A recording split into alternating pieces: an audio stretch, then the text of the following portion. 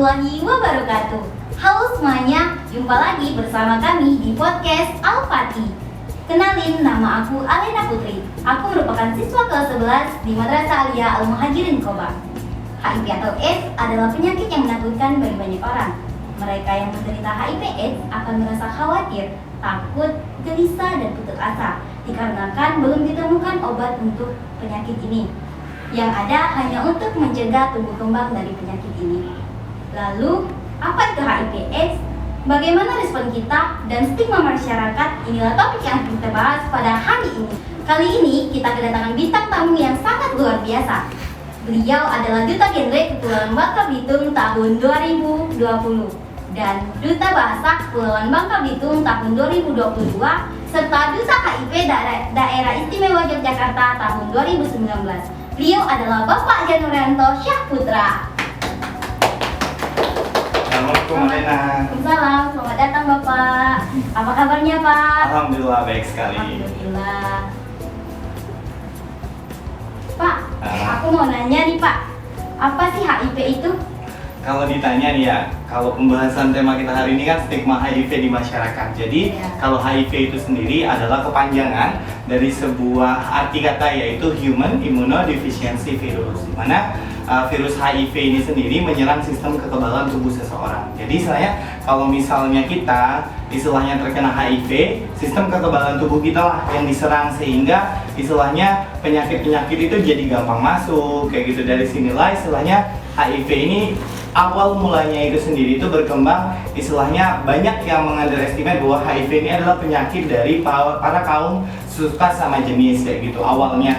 Dan ternyata memang HIV ini bukan hanya penyakit dari yang suka sama jenis, tapi memang istilahnya mereka yang melakukan terkait dengan perilaku berisiko. Itulah HIV, dan memang HIV ini istilahnya memang virus yang menyerang sistem kekebalan tubuh yang nanti ujung-ujungnya itu akan berkembang menjadi AIDS atau kumpulan penyakit dari istilahnya kan kalau udah nurunin sistem kekebalan tubuh otomatis penyakit gampang masuk kayak gitu, dan juga penyakitnya akan terus berkembang. Iya. Berarti HIV ini benar penyakit virus. Iya betul. Nah, biasanya masyarakat menganggap HIV ini sebuah kutukan Pak.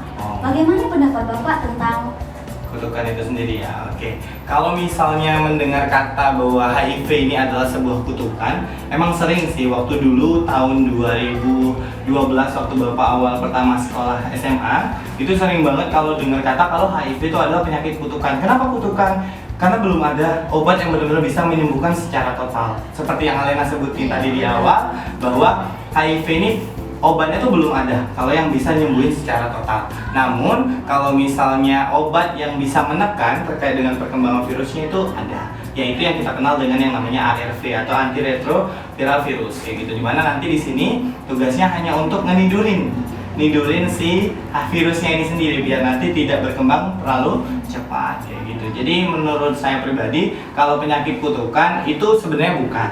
Karena memang penyakit ini timbul bukan karena kita kena kutuk kayak gitu, enggak kayak gitu. Virus ini hadir nggak tiba-tiba mak belum turun gitu, enggak lah, enggak kayak gitu. Jadi virus HIV ini bukan virus kutukan, tapi lebih kepada orang menyebut ini kutukan karena memang belum ada obatnya kayak gitu. Oh, berarti nggak benar ya Pak tentang pendapat masyarakat bahwa HIV itu adalah sebuah kutukan. Iya. Karena HIV ini benar penyakit virus yang secara ilmiah sudah dibuktikan. Betul sekali, bukan berupa kutukan jadinya. Baik, lanjut ke pertanyaan selanjutnya ya Pak.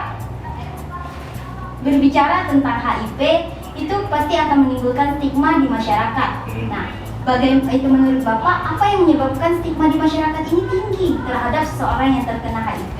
Oke, kalau kita bicara tentang stigma, sebenarnya stigma di masyarakat tuh di era sekarang udah mulai berubah sih kayak gitu, udah mulai agak lebih baik dibandingkan dulu pada zaman-zaman istilahnya kalau Bapak masih zaman SD, SMP kayak gitu. Kalau misal orang dengar kata HIV, itu orang udah pada takut nih kayak gitu, udah pada ngerasa bahwa ini orang harus dijauhin kayak gitu. Itu pada zaman dahulu kayak gitu. Sepertinya kita lihat pada era sekarang stigma-stigma seperti itu tuh sudah mulai berkurang karena memang banyak masyarakat yang sudah aware atau sudah peduli terkait dengan HIV sama AIDS ini sendiri. kalau melihat stigma di era dulu itu cukup mengerikan. Kenapa mengerikan? Kadang-kadang mereka yang mengidap penyakit HIV ini sendiri itu pasti dijauhi, pasti dikucilkan. Coba bayangkan, mereka kan istilahnya imunnya turun nih, kemudian kita jauhi, kemudian kita kucilkan kayak gitu, sehingga menyebabkan pasti mereka ngerasa depresi juga dong. Nah, udah mentalnya down, udah imunnya down, gimana caranya biar dia bangkit? Tapi seiring berkembangannya waktu, Bapak ngerasa bahwa belakang-belakangan ini orang nggak ngerasa bahwa HIV takut apa segala macam, enggak. Tapi lebih kepada kita peduli satu sama lain, yang ngerasa bahwa buktinya aja di era sekarang bahwa kalau misalnya orang mengidap HIV ataupun apa, nggak ada nih stigma lagi yang kayak jauhin mereka gini nggak ada lagi gitu. Tapi lebih kepada di era sekarang ini sendiri banyak masyarakat yang udah peduli atau udah aware, udah nggak ngerasa takut lagi karena punya tagline nih kayak gitu. Tagline-nya adalah jauhi virusnya, bukan orangnya. Jadi orang banyak berpikiran bahwa sekarang nggak perlu kita ngejauhin orangnya, tapi jauhi virusnya aja, nggak usah orangnya, karena kasihan udah jatuh malah ketimpa tangga. Nah, tadi kan aku udah bilang nih Pak, di waktu di opening awal, dan sempat Bapak singgung bagaimana itu cara mencegah HIV. Nah, aku mau tahu nih Pak dari Bapak, bagaimana cara mencegah HIV tersebut? Oke, kalau misalnya kita ditanya nih, kalau misalnya kita yang belum terkena HIV, gimana sih cara pencegahan biar kita tidak terjangkit terkait dengan virus HIV ini sendiri? Kalau di dalam ilmu genre kayak gitu, kita kenal yang namanya ada A, B, C, D, E. Dimana A ini adalah abstain, artinya kita untuk abstain itu bahasanya tidak melakukan hubungan seks terlebih dahulu.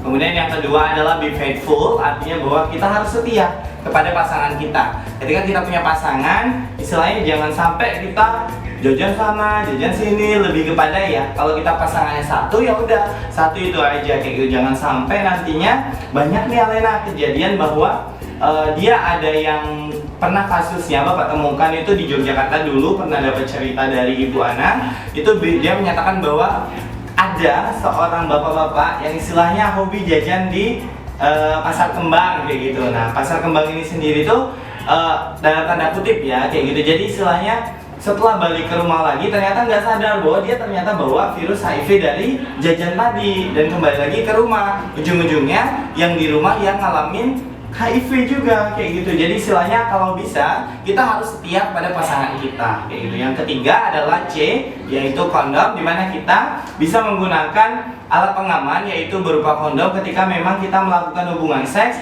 yang berisiko. Tipikalnya kalau misalnya kita sudah bersuami istri dan ternyata ada HIV apa segala macam, bisa menggunakan pengaman yaitu berupa kondom tadi. Dan D yaitu drug, itu artinya adalah narkoba, di mana drug ini sendiri adalah narkoba suntik. Jadi kita harus menghindari terkait dengan penggunaan narkoba suntik, karena memang penggunaan narkoba suntik ini sendiri kan otomatis jarum suntiknya bergantian nih. Jarum suntik yang bergantian itu kan pasti bakal menyebabkan darahnya mengalami perpindahan kayak gitu. Otomatis ini bisa menyebabkan tertular HIV, makanya kita jangan menggunakan narkoba. Kemudian yang kelima itu adalah A, B, C, D, E. Ya, yang kelima itu E, yaitu equipment, dimana ini adalah berupa langkah kita untuk memberikan edukasi kepada orang banyak untuk bahwa HIV/AIDS ini istilahnya penyakit yang berbahaya, tapi perlu kita awasi juga bagaimana HIV ini sendiri itu bisa berkembang dan juga bisa menularkan kepada orang lain kayak gitu. Dimana cairan yang bisa menularkan HIV itu ada cairan darah, air mani atau air sel sperma, air cairan vagina, dan juga yang terakhir yaitu air susu ibu kayak gitu. Sebenarnya cairan lain juga bisa, cuma itu kadar untuk virusnya di dalamnya masih sedikit kayak gitu. Seperti itu. Terima kasih Pak. Iya. Ya. Untuk D tadi, Iya. kenapa hanya narkoba suntik yang menular HIV? Oke, kalau misalnya ditanya nih, kenapa hanya narkoba suntik yang menularkan HIV? Sebenarnya kan kita tahu tadi ada 4 cairan nih yang bisa menularkan terkait dengan HIV ini sendiri. Ada cairan sperma, kemudian cairan vagina, kemudian ada cairan air susu ibu, dan yang terakhir itu ada darah. Dimana darah itu kan kalau misalnya kita menggunakan narkoba suntik, itu suntikannya kan disuntikan ke tangan, kemudian setelah digunakan itu kan pindah lagi ke tangan orang lain. Nah, kita nggak tahu istilahnya orang yang sebelum menggunakan narkoba suntik ini apakah dia pengidap HIV atau enggak, kan kita nggak tahu. Kalau misalnya seandainya dia pengidap HIV, tentu saja itu bisa berpindah dan itu menyebabkan bahwa darahnya berpindah juga. Di mana darah adalah salah satu cairan yang bisa menularkan HIV. Maka dari itu, narkoba suntik. Stigma masyarakat terhadap HIV ini tinggi ya Pak? Betul. Bagaimana? Nah, gara-gara stigma masyarakat ini, tentunya nanti masyarakat akan merasa takut untuk memberitahukan kalau dia ini mengidap HIV. Bagaimana sih upaya kita itu dan saran dari Bapak agar masyarakat tidak takut untuk memberikan bahwa dia terkena HIV, dan bagaimana cara meyakinkan masyarakat agar menghilangkan stigma tersebut? Oke ya, pertanyaan ini cukup krusial sih kayak gitu, karena memang ini menjadi tolak ukur utama ketika memang HIV itu mulai berkembang. Bagi seseorang yang istilahnya terkena HIV, itu jangan takut kayak gitu. Orang yang kena HIV ini pasti ada tesnya, yaitu namanya VCT, yaitu Voluntary Counseling Test. Dimana Voluntary Counseling Test ini sendiri adalah langkah yang dilakukan dimulai dari dengan cara kita konsultasi dulu dengan dari pihak istilahnya yang wajib kayak gitu. Contoh misalnya dari pihak klinik, dari pihak puskesmas, itu nanti kita melakukan konseling. Nah, setelah kita melakukan konseling, barulah berikutnya kita diambil sampel darahnya atau di sampel-sampel lainnya, itu baru diambil. Kemudian setelah hasilnya keluar, barulah berikutnya kita bakal istilahnya beritahu. Kalau kita negatif, berarti kita diberi wanti-wanti bahwa kayak gini.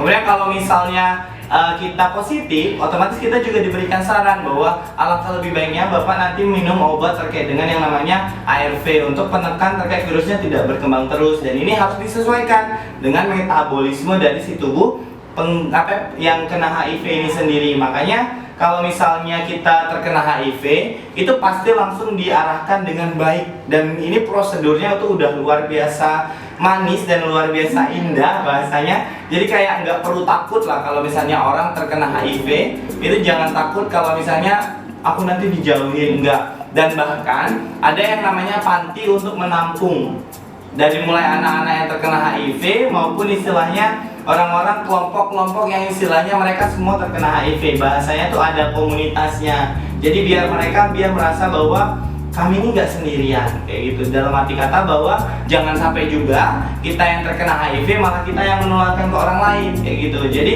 kalau menurut Bapak pribadi, kalau misalnya ditanya gimana sih caranya ngeyakinin, sebenarnya nggak usah takut kayak gitu terkait HIV ini. Nggak usah takut ketika kita memang melakukan perilaku berisiko. Alangkah lebih baiknya malah kita harus tes dulu.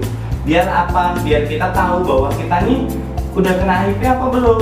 Kalau misalnya kita nggak tes dan kita nggak bahasanya datang, pasti virus itu berkembang terus dong, dan dia bakal menyebabkan kita malah jatuhnya ke AIDS dan menjadi badan kita gampang sakit dan segala macam, malah makin bahaya.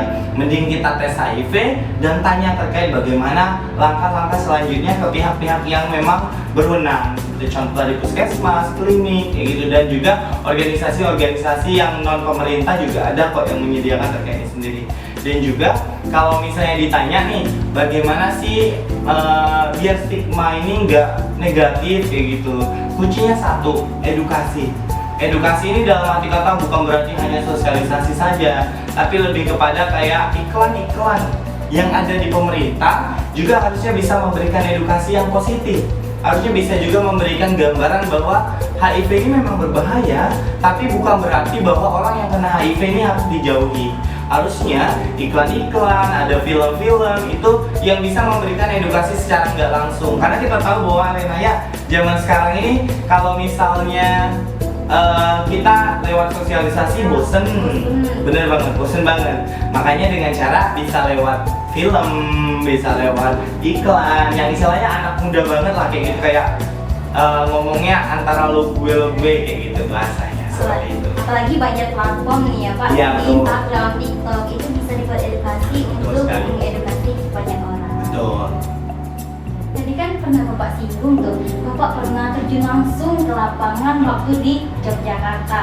Bapak menemui bahwa HIV itu bukan hanya dari LGBT ya, ataupun dari lainnya. Nah, jika terdapat kasus nih ya Pak, ada anak yang berusia 8 tahun sudah terkena HIV. Itu bagaimana Pak? Siapa yang disalahkan dan bagaimana cara kita meyakinkan anak tersebut agar tidak takut dan Kalau misalnya terdapat kasus seperti itu, sebenarnya alangkah lebih baiknya memang dari pihak keluarga terlebih dahulu yang istilahnya harus bisa mengantisipasi. Sebenarnya kalau misalnya ditanya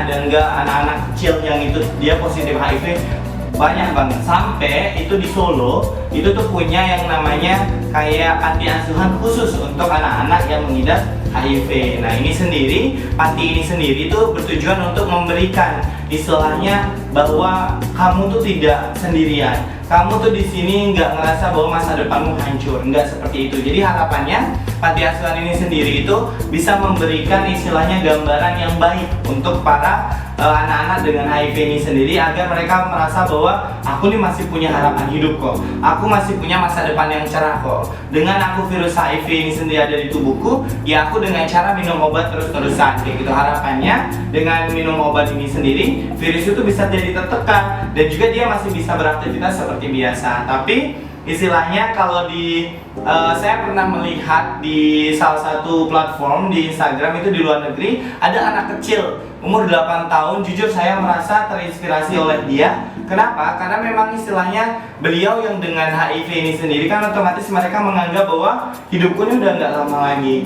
Hidupku ini kayaknya udah nggak bertahan lama kayak gitu dan ini udah kayaknya mau berakhir. Dan anak kecil itu cuma bisa ngomong bahwa ya memang aku dengan HIV, tapi gimana caranya aku harus tetap bertahan dengan HIV ini sendiri dan untuk melanjutkan masa depanku sendiri. Dan jujur di sana bahwa ada satu hal yang harus kita tekankan bahwa kita dengan HIV bukan berarti bahwa kita masa depannya hancur.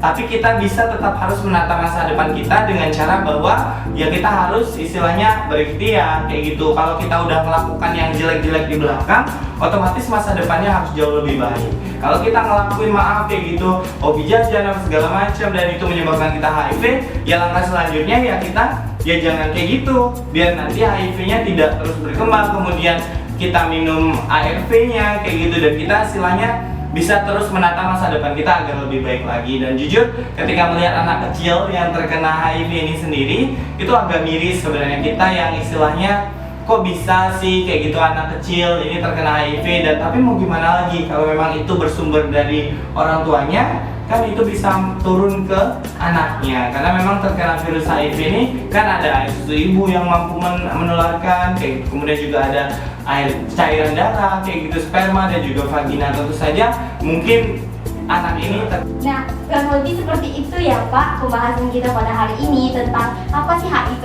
itu, bagaimana cara kita mencegah stigma masyarakat dan cara menekan virus HIV agar tidak berkembang biak.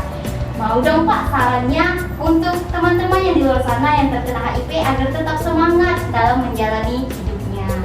Oke, kalau misal tipsnya juga ya, tipsnya kalau dari Bapak sendiri sih, kalau teman-teman yang sedang mengidap terkait dengan virus HIV ini sendiri, tetap semangat kayak gitu. Kalian nggak sendiri kok, kalian ada kami yang terus istilahnya bakal ngedukung kalian, yang istilahnya kalau merasa bahwa diri kalian sendiri, kami di sini turut ngerangkul kalian. Kalau kalian merasa sendiri, tinggal japri kami di Pik Erafati dan juga di Forum Gendri Bangka Tengah.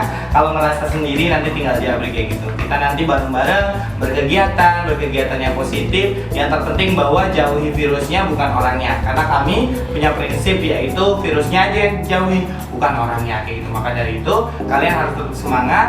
Kalian nggak sendiri. Kalian ada kami di sini yang kami nanti akan berusaha untuk mendorong kalian untuk tetap semangat. Dan juga buat kalian semua nih para masyarakat yang belum terkena HIV dan jangan sampai lah untuk terkena HIV, hindari terkait dengan yang namanya perilaku beresiko dan terapin terkait dengan 5 tahap pencegahan dari HIV ini sendiri dari A, B, C, D, E. 5-5-nya harus diterapkan dan juga kita sebagai orang-orang yang tidak mengidap penyakit HIV ini sendiri, yuk buka mindset kita, jangan menganggap bahwa orang yang terkena virus HIV ini adalah orang yang patut kita jauhi kayak gitu, bukan seperti itu. Kembali lagi dengan semboyannya yaitu jauhi virusnya, bukan orangnya. Kayak gitu Alena.